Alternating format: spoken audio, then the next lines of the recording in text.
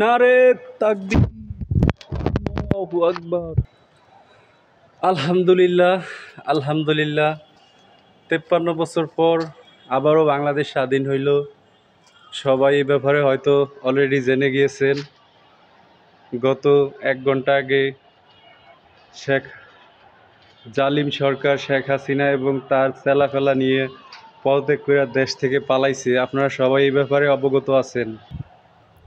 সারা বাংলাদেশে আজকে খুশির জোয়ারে মিষ্টি বিতরণ চলতেছে। খুশির বন্যায় আজকে দেশ উতলা হয়ে গিয়েছে। 53 বছর পর, 53 বছর আগে এই দিনে বাংলাদেশ স্বাধীন করেছিল পাকিস্তানের হাত থেকে।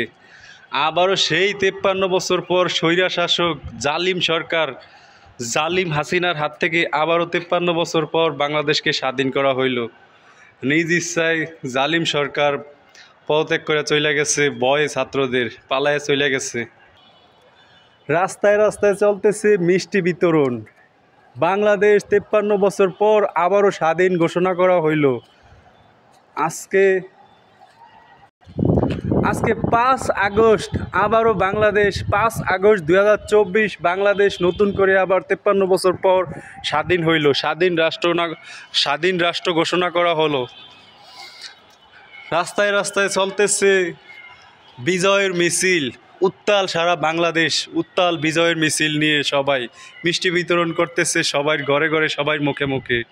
বাংলাদেশের পুরো মিষ্টির দোকান, সব মিষ্টির দোকান আজকে খালি হয়ে যাবে ইনশাল্লাহ। দেখতে থাকেন আপনারা, মিষ্টির দোকানে নিয়ে আপনাকে দেখাবো। সারা বাংলার মানুষ অপেক্ষায় ছিল কখন এই জালিম শেখ হাসিনা পতন হবে, কখন পতন হবে। ইনশাল্লাহ ফাইনালি জালিম সরকার শেখ হাসিনা পতন হয়ে গেল আল্লাহর রহমতে। ক্ষমতা চিরজীবন থাকে না, ক্ষমতা সবসময় থাকে না। আল্লামা সাইদি সাহেবের একটা উক্তি ছিল যে জালিম শাসকরা সব দরজা বন্ধ করে দিলেও একটা দরজা মনের ভুলে খালি ফাঁকা রাখে, ওই দরজা দিয়ে তার পতন হয়। ইনশাল্লাহ সেই দরজা দিয়ে জালিম সরকার শেখ হাসিনার পতন হইল। দেশটা একটা নৈরাজ্য সৃষ্টি করে দিয়েছে এই জালিম কুত্তা সরকার শেখ হাসিনা। গুম খুন আহাজারি, কি যে একটা অবস্থা করে দিয়েছে বাংলাদেশটারে। মানুষের পিঠ দেয়ালে ঠেকে যাওয়ার আগেই আল্লাহ পাক একটা না একটা উসিল্লা দিয়া পরে বিদায় করে। আল্লাহ পাক কখনোই কারো ক্ষমতা চিরস্থায়ী নয়, এটা বইলা দেওয়ার পরও অনেক জালিম শাসকরাই বিশ্বাস করে না, সারা জীবন তারা রাজত্ব করতে চায়। ইনশাল্লাহ ফাইনালি বাংলাদেশ আবার স্বাধীন হইল। আজকে 5 আগস্ট। অবশ্য সবাই জানেন যে শেখ হাসিনার বাপে এই দেশে থাকার জন্য চেষ্টা করছে, রাজতন্ত্র করার চেষ্টা করছিল, কিন্তু পারে নাই। তার বাপের এই আগস্ট মাসটাই মারছে। বাপে মরছে 15 আগস্ট, বেটি গেল 5 আগস্ট। 10 দিন আগেই বেটিরে তাড়ায় দিল দেশ থেকে বাংলাদেশের জনগণ। দেখেন বর্তমান জেনারেশন কতটা আগায় আছে যে ওর বাপের আগেই কিন্তু ওরে তাড়ায় দিচ্ছে। ওর বাপে তো মরছে 15 আগস্টে, কিন্তু ওরে তাড়ায় দিল 5 আগস্টেই। 10 দিন আগে ওরে তাড়ায় দিল দেশ থেকে। কি মিল দেখছেন? যত জেনারেশন আগাবে তত এরকম হবে।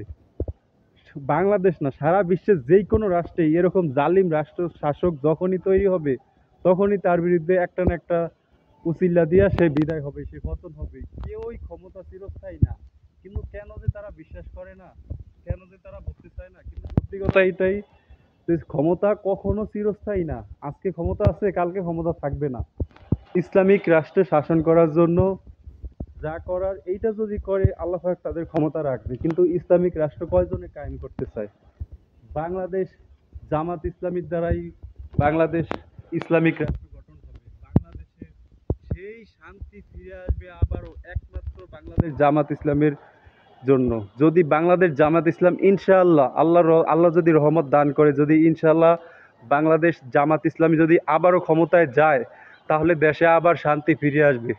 আল্লাহ পাকের কাছে বলতেছি, আল্লাহ তুমি বাংলাদেশ জামাত ইসলামীকে আবারও ক্ষমতায় দান করো, আবারও রাষ্ট্র ক্ষমতা দান করো, যেন বাংলাদেশ জামাত ইসলামী রাষ্ট্র পরিচালনা করতে পারে। আল্লাহ বাংলার জমিনে, তুমি বাংলাদেশ জামাত ইসলামীকে রাষ্ট্র ক্ষমতা দান করো। আল্লাহ পাক সবাই বাংলাদেশে শান্তি চায়, আর এই শান্তির জন্য বাংলাদেশ জামাত ইসলামীর বিকল্প কিছুই নেই। প্রত্যেকটা জায়গায় মাইকিং হইতেছে, প্রত্যেকটা জায়গায়, শহরে গ্রামে গঞ্জে সবখানে মাইকিং হইতেছে, দেশ স্বাধীন হয়েছে, দেশ স্বাধীন হয়েছে। ইনশাআল্লাহ দেখতেছেন সারা বাংলা সারা আকাশে হচ্ছে কি মুক্ত মুক্ত মনে হচ্ছে যে বাংলাদেশ আবারও নতুন করে স্বাধীন হইল।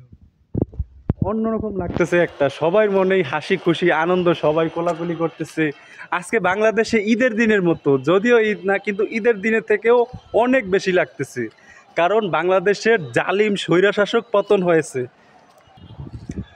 সত্যি কথা বলতে কি, আমি অনেক আগে থেকেই স্বপ্ন দেখতাম বা কল্পনা করতাম, যদি বাংলাদেশের রাষ্ট্র ক্ষমতা যদি জামাত ইসলামের কাছে যায়, যদি আল্লামা সাঈদী সাহেব রাষ্ট্রপ্রধান হইতে পারে, তাহলে দেশটা যে কত সুন্দর গঠন করবে।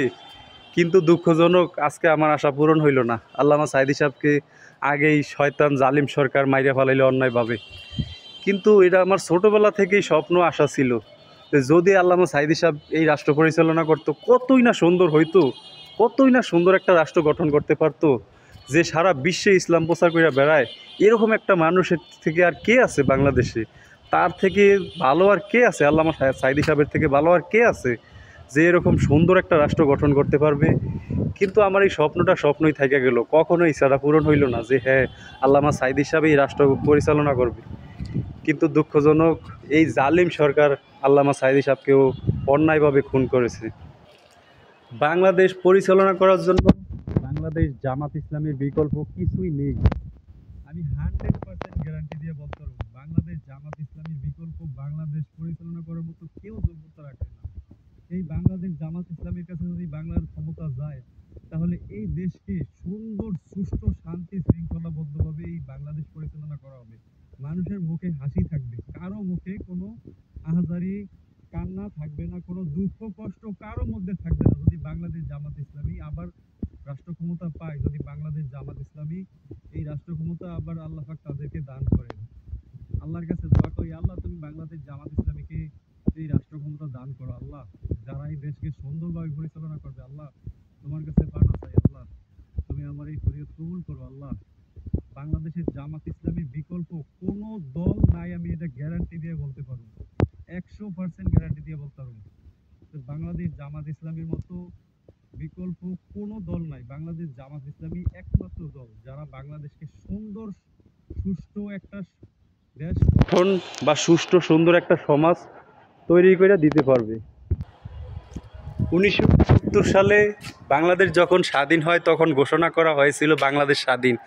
আবারও সেই 53 বছর পর ঘোষণা করা হইল বাংলাদেশ স্বাধীন। বাংলাদেশ এখন মুক্ত হয়ে গেল স্বৈরশাসক শেখ হাসিনার হাত থেকে, বাংলার মানুষ রেহাই পাইল। ইনশাআল্লাহ এরা আল্লাহ পাকেরই দান। আল্লাহ পাক চাইলে কি না করতে পারে? তিনি সকল ক্ষমতার উৎস, তিনি যাকে ইচ্ছা ক্ষমতা দান করে এবং যাকে ইচ্ছা ক্ষমতা থেকে লাইতে বের কইরা দেয়। আল্লাহ পাক মহান। হে আল্লাহ, বাংলাদেশে এমন একটা সংগঠন তুমি দাও, যেই সংগঠন দ্বারা মানুষ শান্তি পাবে, যেই সংগঠন দ্বারা মানুষ স্বস্তির নিঃশ্বাস ফেলতে পারবে, যে হ্যাঁ এদেরকে বাংলাদেশের ক্ষমতায় বসানো যায়। এরকম একটা দলকে তুমি আবারও ক্ষমতা দান করো আল্লাহ। আল্লাহ পাক, মানুষ শান্তি চায়, মানুষ একটু স্বস্তির চায়। তার জন্য আমার কাছে জামাত ইসলামের বিকল্প কিছুই নাই। আমি বাংলাদেশের মানুষের কাছে এই একটাই কথা বলবো, বাংলাদেশ জামাত ইসলামের বিকল্প বাংলাদেশে আমি কিছু দেখি না।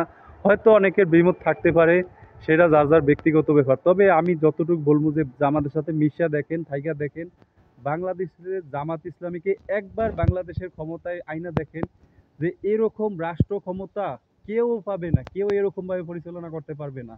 ইনশাআল্লাহ বাংলাদেশ সুন্দর একটা রাষ্ট্র গঠন করার জন্য জামাত ইসলামকেই প্রয়োজন এখন, যদি আল্লাহ পাক দান করে। আল্লাহ পাকের কাছে আমাদের এইটুকু করিও, হে আল্লাহ আপনি বাংলাদেশ জামাত ইসলামীকে বাংলাদেশের রাষ্ট্র ক্ষমতা দান করুন, যাদের দ্বারা আমরা নিশ্চিন্তে থাকতে পারবো যে হ্যাঁ সুন্দর একটা রাষ্ট্রে আছে।